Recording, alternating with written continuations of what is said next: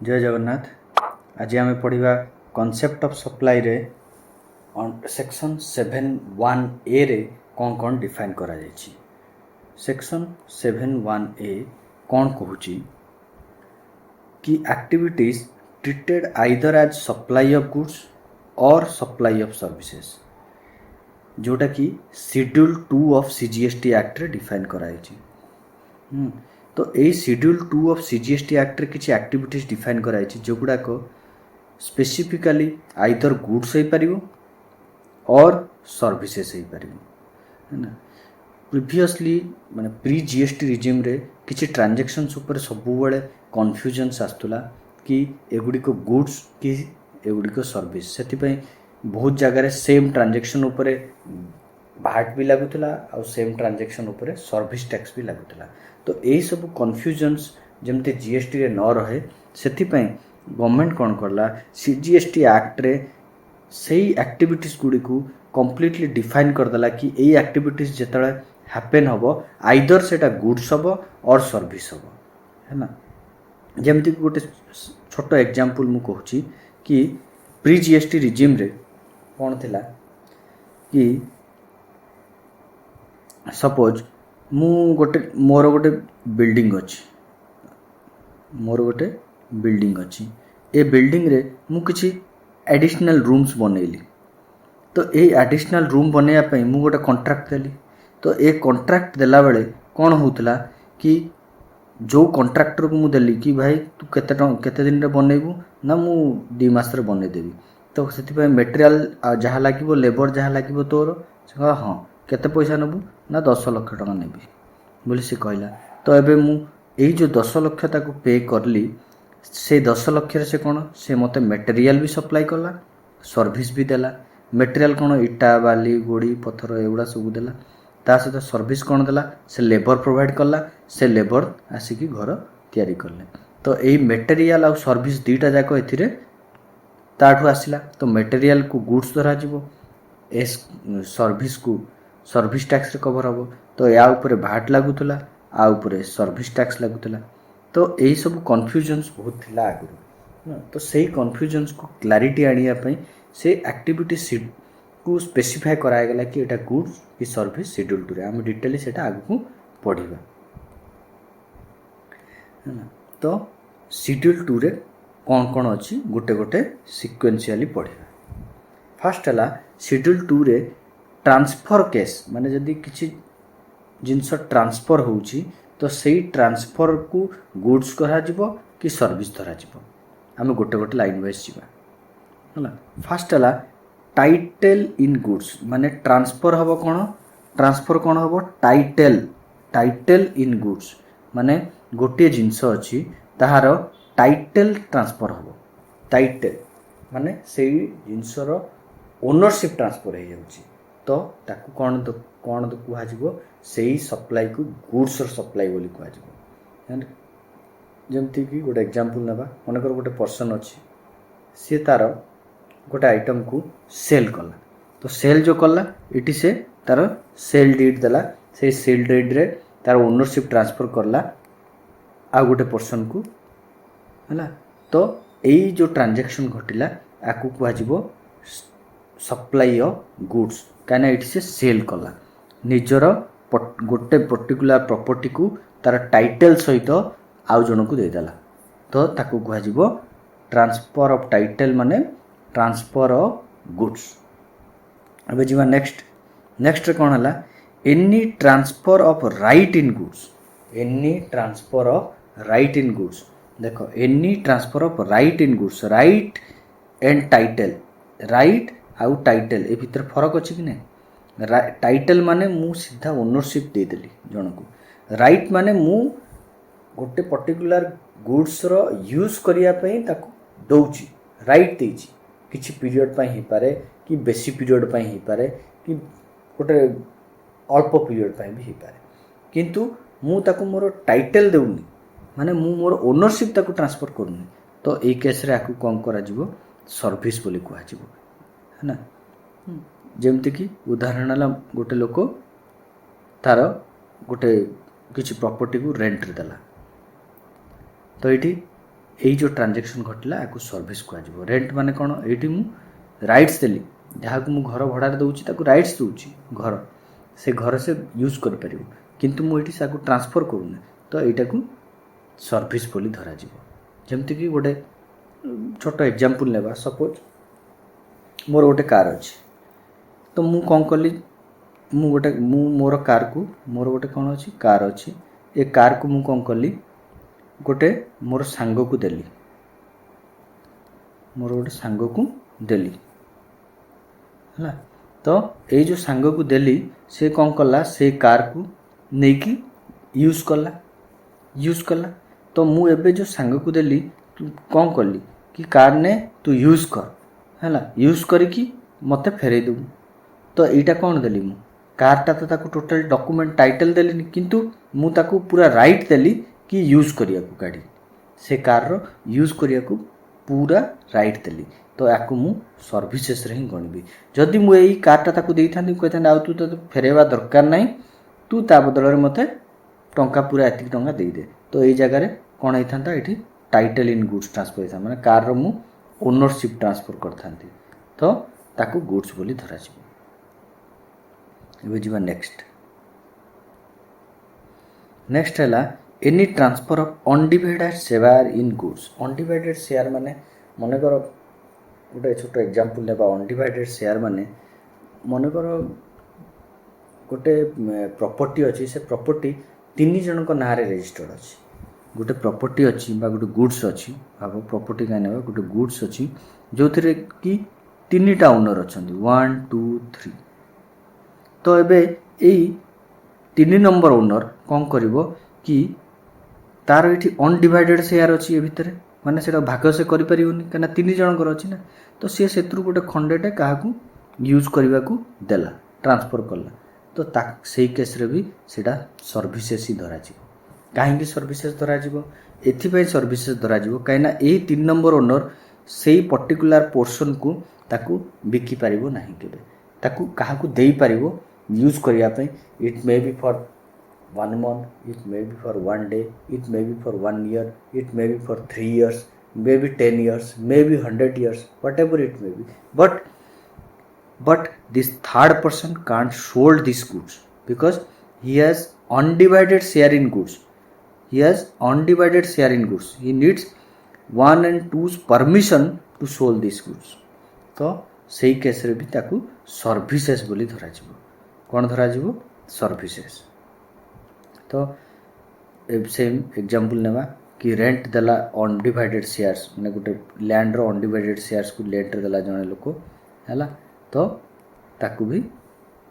हमें सर्विसेस बोली धरिबा ट्रांसफर ऑफ सर्विसेस माने नेक्स्ट आसीबो any transfer of title in goods in future date हैला any transfer of title in goods in future date देखो एटी पुणी आसिला क्वेश्चन टाइटल आसिला means it may be at current period it may be at future period if I am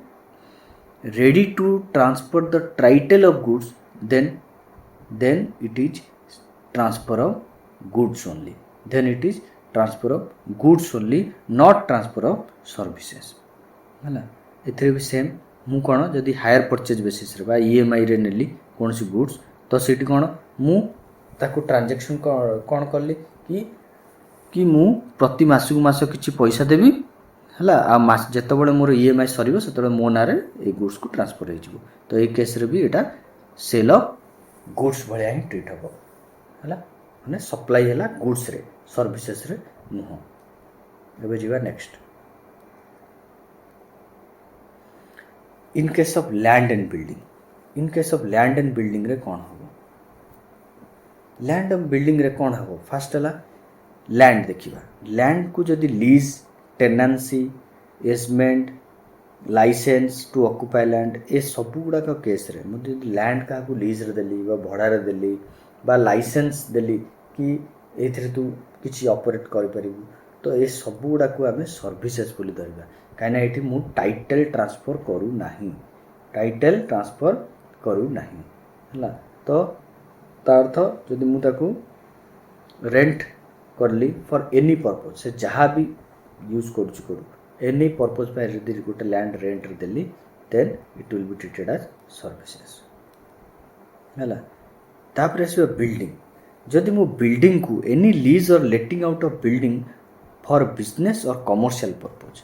मु building देली ये building देख लिखाई कौन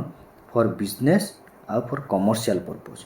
माने ए बिल्डिंग को मु रेसिडेंशियल पाई कि जदि देबी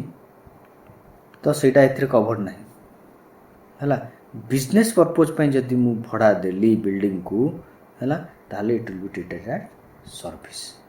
एटा को सप्लाई ऑफ सर्विस हम आ से हिसाब से जीएसटी लगे है।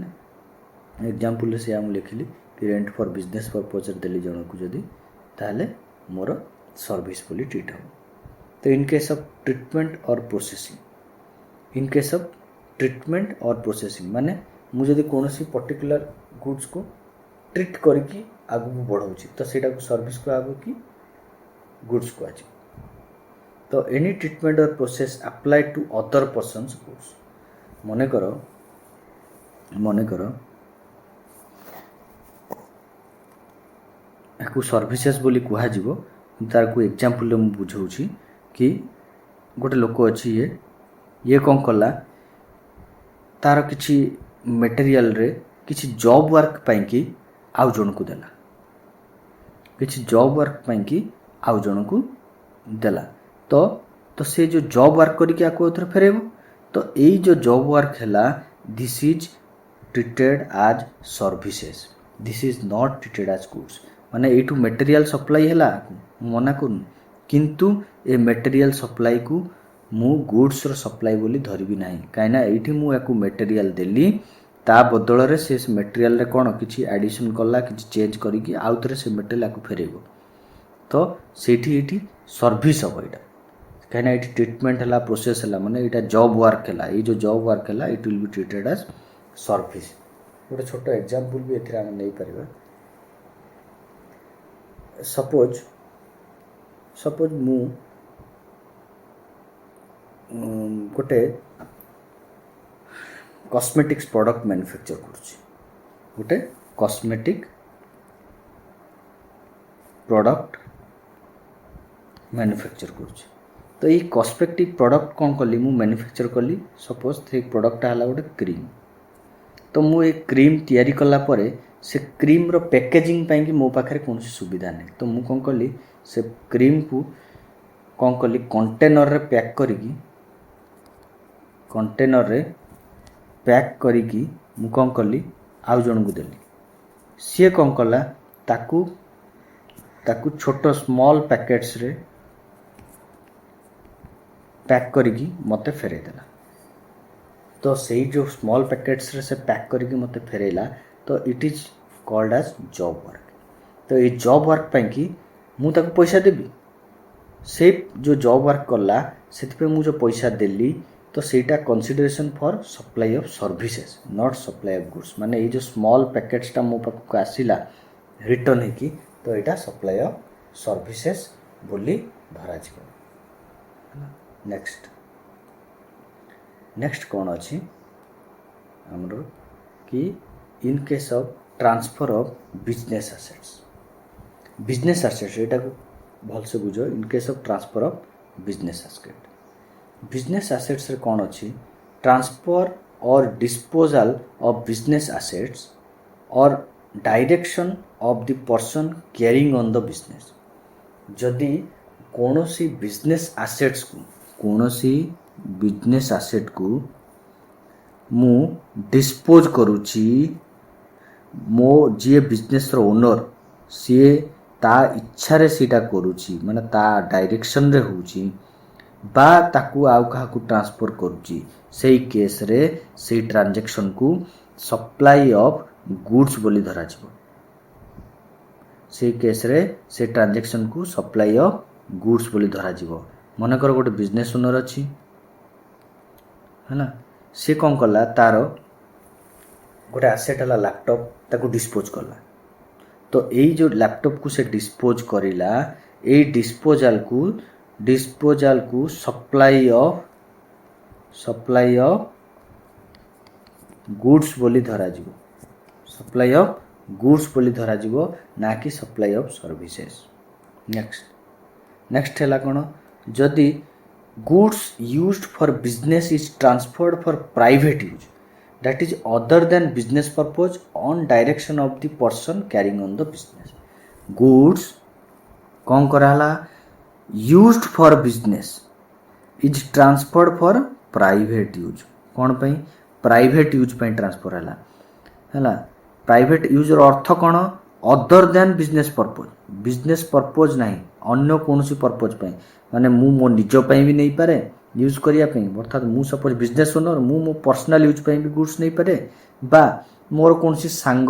बा रिलेटिव को दे दे पारे बा कौन चिन्हा परिचय लोक को दे दे पारे है जोटा कि जो थी कि कौन बिजनेस पर्पज ना तो सही केस रे ताकू कौन कह तो सेटा को सर्विसेस बोली कह कौन कह सर्विसेस बोली कह है कौन कहीं सर्विसेस कहला कहीं ना ये मोर पर्टिकुलर गुड्सटा को मु कौन कली डिस्पोज करनी मु ट्रांसफर कर जन को प्राइवेट यूज पे बा अदर देन बिजनेस पर्पज पे तो काली सकाळु मु फेरेकी भी आनी पारे काली सकाळु को मु फेरेकी भी आनी पारे तो सेति पे आकु सर्विसेस बोली कहगला जमती गोटे बिजनेस ओनर कौन कला तार पुओ को तार लैपटॉप दे देला कंपनी रु गाड़ी कि तू तोर प्राइवेटली तोर ऑफिस तोर पढ़ापढ़ी रे यूज कर तो यही केस रे आकु सप्लाई ऑफ सर्विसेज बोली धरा जीवो सप्लाई ऑफ सर्विसेज बोली धरा जीवो। नेक्स्ट केस रे कौन देखिबा नेक्स्ट केस रे अछि कोन when a person ceases to be a taxable person any goods forming part of business deem to be supplied before above cessation माने कौन जदि गोटे लोक आउ टैक्सेबल पर्सन रहिबा को नाही आगो को एमिति किछि घटना माने that is because of closure of business whatever it may happen जदि आज आम जानी परछ कि ये लोक आउ आगो टैक्सेबल पर्सन रहिबो नाही तो जदि कोनोसी गुड्स अछि ता बिजनेस रे सेही गुड्स को आम डीम माने भाबी नेबा कि सेटा सप्लाई हो गला बिफोर सच सिचुएशन माने एई सिचुएशन हेबा आगुरु सेटा ता पर्सनल यूज पे सप्लाई हो गला ताकू गुड्स बोली धरा जिवो ताकू कौन धरा दिवो ए ट्रांजैक्शन को गुड्स रो सप्लाई बोली धरा जिवो आ से हिसाब रे एप्लीकेबल जीएसटी लागिवो किंतु यार गोटे एक्सेप्शन अछि कौन एक्सेप्शन कौन रहिला एथरे कि business transferred as going concern और business carried on by personal representative of the owner मन कर यही जो बिजनेस जोटा कि बंद होगा जाऊँगी से बिजनेसटा सी बंद माने कौन से निजे से रही किंतु से बिजनेसटा को से आज इट इज आउ जन को देदेला गोइंग कंसर्न हिसाब से है माने सी नहीं कि चलेब ताको से केस रे से गुड्स भी ऑटोमेटिकली आपको देदेला बिजनेस रो तो यही केस रे गुड्स से पर्सनल यूज पे नेलानी तो सेतिपय सेठी ए रूल लागू हबो ए रूल एप्लीकेबल हेबो नाही हला आउ गोटे कौन जदि business carried on by personal representative of the owner माने कर बिजनेस से निजे कैरी करलानी किंतु तार किए पुओ बा भाई बा कहा अन्य कौन एजेंट ताकू देदेला कहला कि बाबू तू कैरी कर जी जितेबाला कि से personal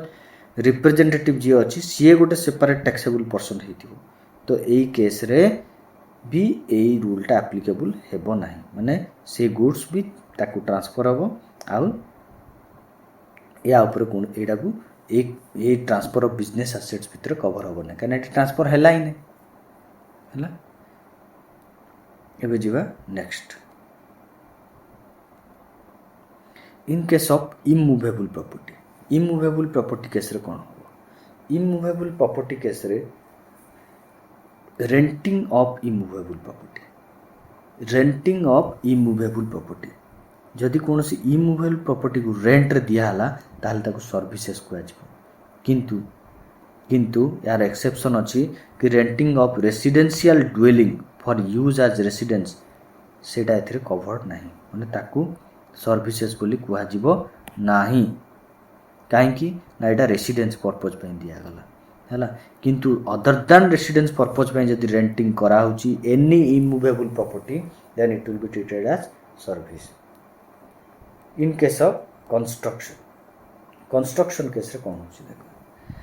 construction of a complex building civil structure or a part thereof including a complex or a building intended for sale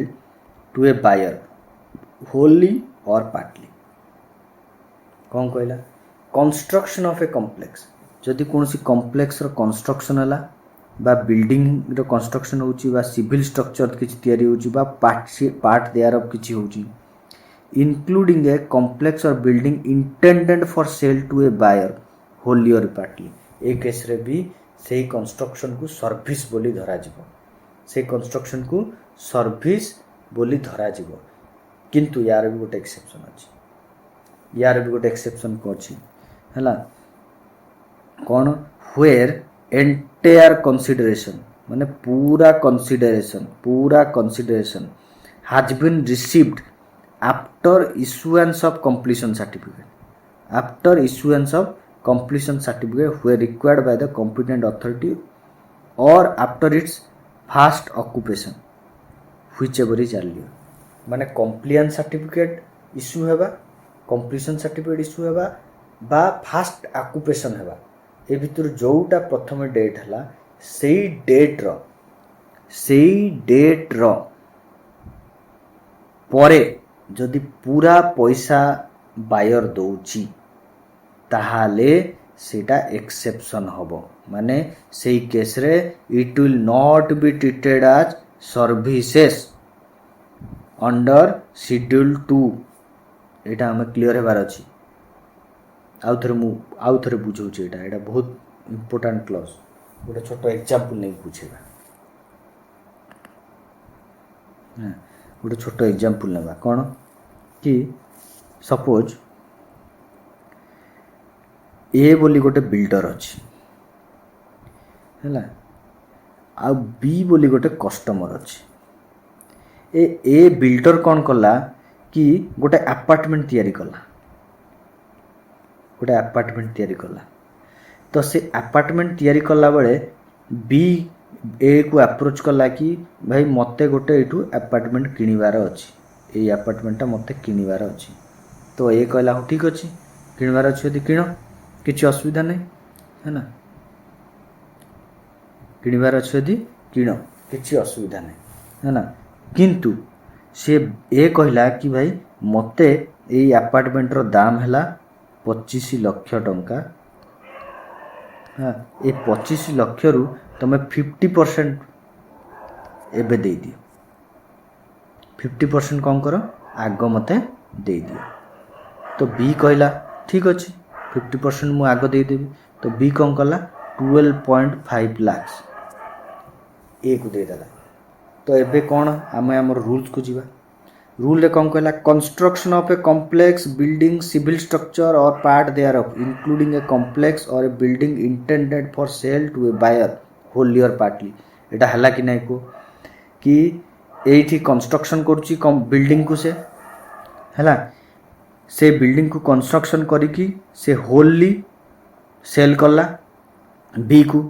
uh exception रे कौन कहितला कि जदि एंटायर कंसीडरेशन परे मिलुची कंप्लीशन परे बा फास्ट ऑक्युपेंसी परे एंटायर कंसीडरेशन परे मिलुनी 50% कंसीडरेशन परे मिलुची बाकी 50% आगु मिली गला तो this will be treated as supply of service एई केस रे सप्लाई ऑफ सर्विस हेई न थांता जदि ए कही था भाई मु पूरा हेला परे जतरा तुमको कंप्लीशन सर्टिफिकेट देबा प्रथमे तुमको घर अलॉटमेंट हबो तापरे मते सीधा एकाथरे पैसा दियो 25 लाख तो सही केस रे it will not be treated as supply of services otherwise याकू सप्लाई ऑफ सर्विसेज बोली धरा जीवो क्लियर एबे जीवा नेक्स्ट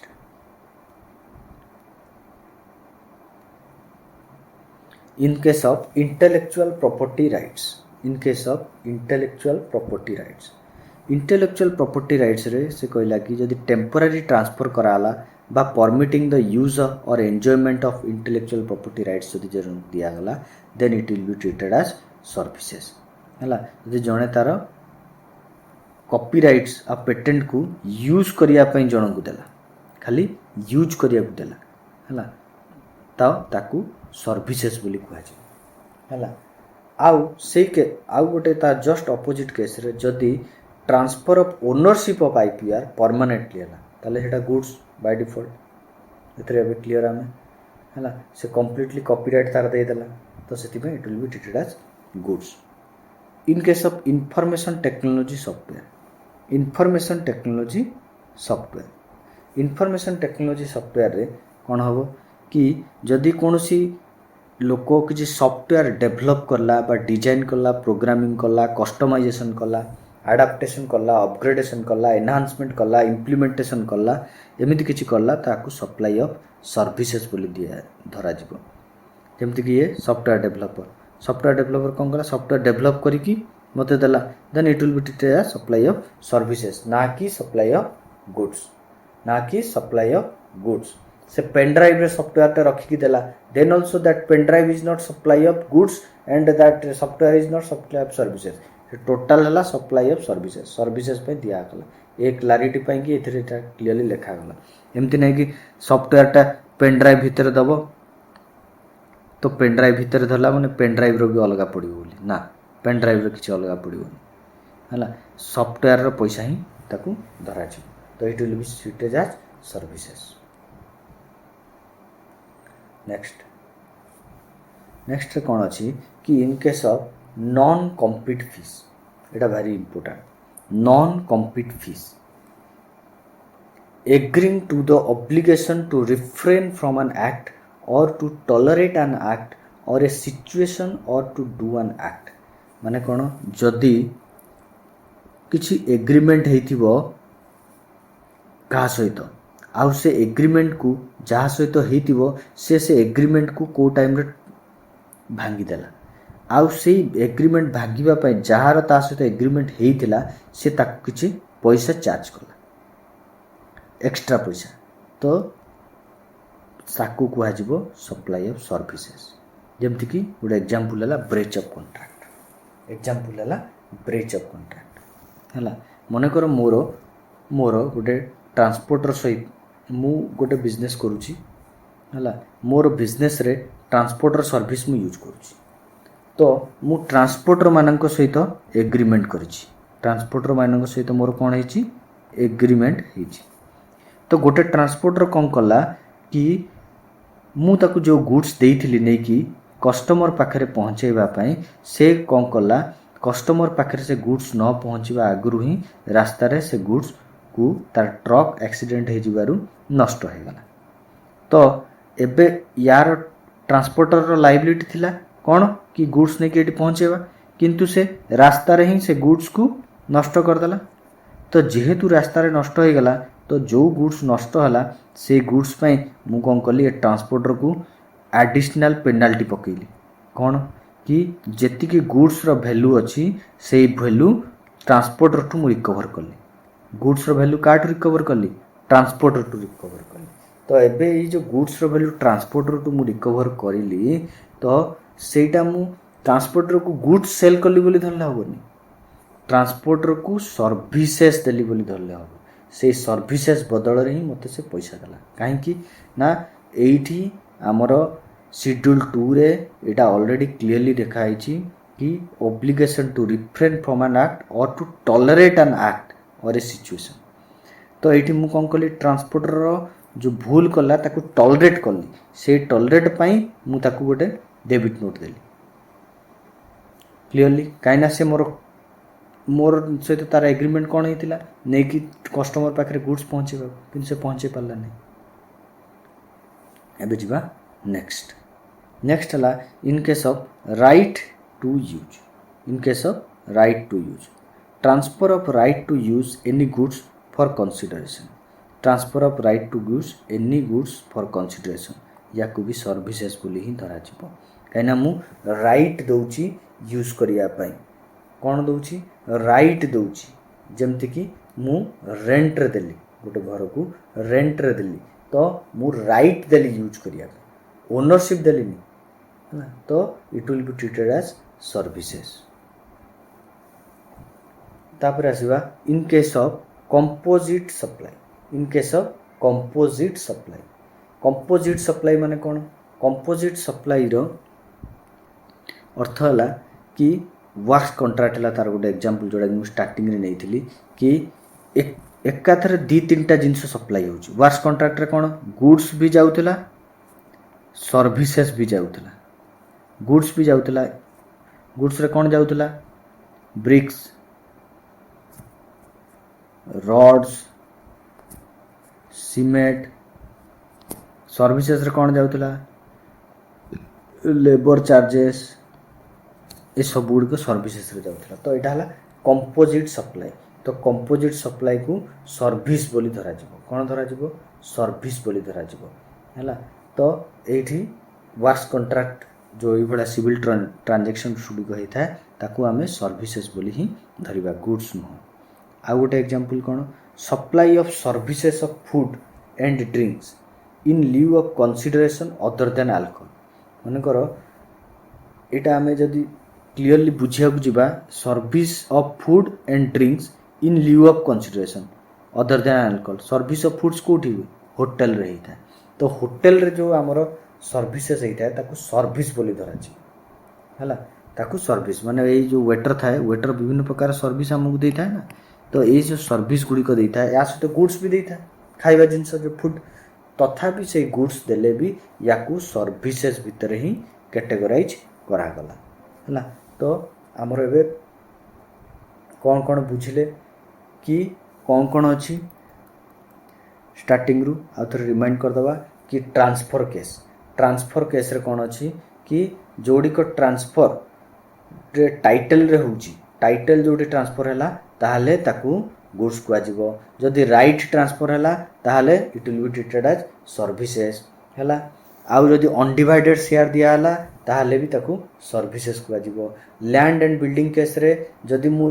लैंड को रेंट रे देली बा लीज रे देली then it will be treated as service आउ बिल्डिंग जदि मु कमर्शियल पर्पज पई की देली बा बिजनेस पर्पज पे रेंट रे देली then it will be treated as service है then in case of treatment of processing माने जॉब वर्कर केस रे ताकू भी सर्विसेज बोली धरा जिवो है डिस्पोजल ऑफ बिजनेस एसेट जदि मु किछि करूची है ताहले ताकू गुड्स बोली धरा जिवो आउ बिजनेस जदि मु ट्रांसफर करूची बिजनेस रो कोनोसी एसेट प्राइवेट यूज पई की पा पर्सनल यूज पई then it will be treated as services आउ जदि मु डिस्कंटिन्यू हेबाकू जाउची as a taxable person future रे ताहले मोर जदि कोनोसी गुड्स बिजनेस रही सेटाकू मानि निया जिवो कि बिजनेस ट्रांसफर हेबा करू मोर पर्सनल यूज को आसिला तो पर्सनल यूज को आसिला आ ताकू गुड्स बोली धरा जिवो एक्सेप्शन हैला कोन जदि गोइंग कंसर्न आबरे मु बिजनेस को आउ ट्रांसफर कर देली बा मोर पर्सनल रिप्रेजेंटेटिव काकू बिजनेस करबा को देली इमूवेबल प्रॉपर्टी जदि मु कुछ रेंट रे देली then it will be treated as services किंतु रेसिडेंशियल पर्पज रे जदि रेंट देली ताले सर्विसेज नुह है आउ कंस्ट्रक्शन सर्विसेज रे जदि मु कंसीडरेशन एंटायरली बिल्डिंग रो कंप्लीशन हेबा परे बा कंप्लीशन सर्टिफिकेट इश्यू होला परे नौची ताहले it will be treated as what it will not be treated as service otherwise it will be treated as service intellectual property rights रे कोन थिला जदि टेम्पररी ट्रांसफर करछि तले सर्विस जदि परमानेंट ट्रांसफर करछि तले गुड्स हला इंफॉर्मेशन टेक्नोलॉजी सॉफ्टवेयर माने सॉफ्टवेयर जदि डेवलप करके देली then it will be treated as service हला नॉन कम्पीट फीस जदि मु किछि दउछि माने चार्ज करछि काहाकू माने जमती कि एक ब्रेच ऑफ कॉन्ट्रैक्ट कर दला बा एग्री कौन से एक्ट को कार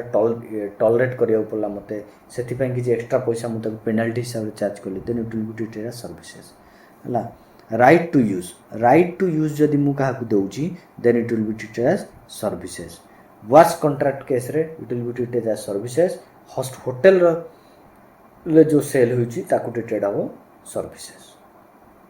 तो आज पई एति कि हम नेक्स्ट